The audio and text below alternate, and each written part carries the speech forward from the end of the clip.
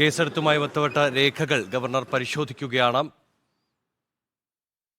ജനത്തോടുള്ള വെല്ലുവിളി എന്നാണ് വിദ്യാഭ്യാസ മന്ത്രി ഇപ്പോൾ മാധ്യമങ്ങളോട് സംസാരിച്ചത്. ഈ വിഷയവുമായി ബന്ധപ്പെട്ട് ഗവർണർ ഇപ്പോൾ മാധ്യമങ്ങളോട് കാര്യങ്ങൾ ബോധിപ്പിക്കുകയാണ്.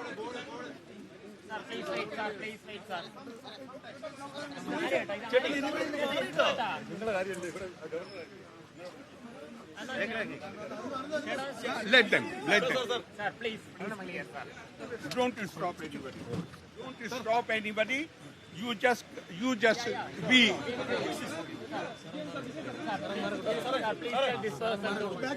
You don't.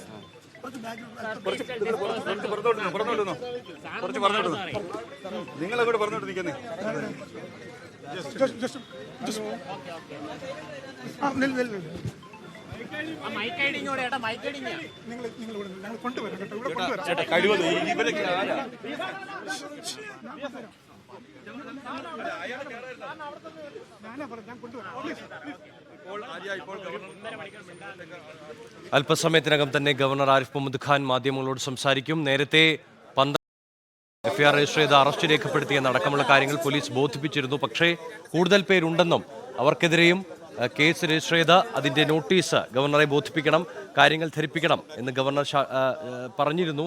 അതിനുശേഷം മാത്രമാണ് താൻ അവിടെ നിന്നും മാറുകയുള്ളൂ എന്നും ഗവർണർ ആരിഫ് മുഹമ്മദ് ഖാൻ പറയുകയാണ് ഉണ്ടായത്. SFI കരിങ്കൊടിക്കിടെയാണ് ഗവർണർ ഇത്തരത്തിലുള്ള റോഡിലിറങ്ങി അദ്ദേഹത്തിൻ്റെ പ്രതിഷേധം അറിയിക്കുന്ന സാഹചര്യമുണ്ടായത്. പിന്നീട് ഈ സുരക്ഷാ വീഴ്ചയുമായി ബന്ധപ്പെട്ട് പോലീസിന് നേർക്കും അദ്ദേഹം ശകാരം ചെയ്യുന്ന സാഹചര്യമുണ്ടായി. കേന്ദ്ര ആഭ്യന്തര മന്ത്രാലയത്തിനടക്കം ഇതുമായി ബന്ധപ്പെട്ട പരാതികൾ അദ്ദേഹം നൽകിയിട്ടുണ്ട്.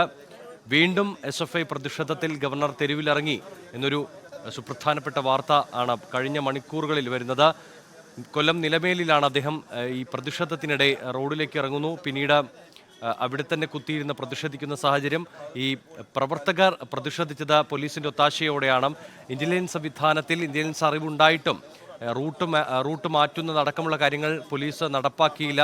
അത് ഈ പ്രതിഷേധക്കാരുമായുള്ള കൂട്ടുകൂടലാണ് എന്നാണ് BJP ഇതുമായി ബന്ധപ്പെട്ട് പറയുന്നത്.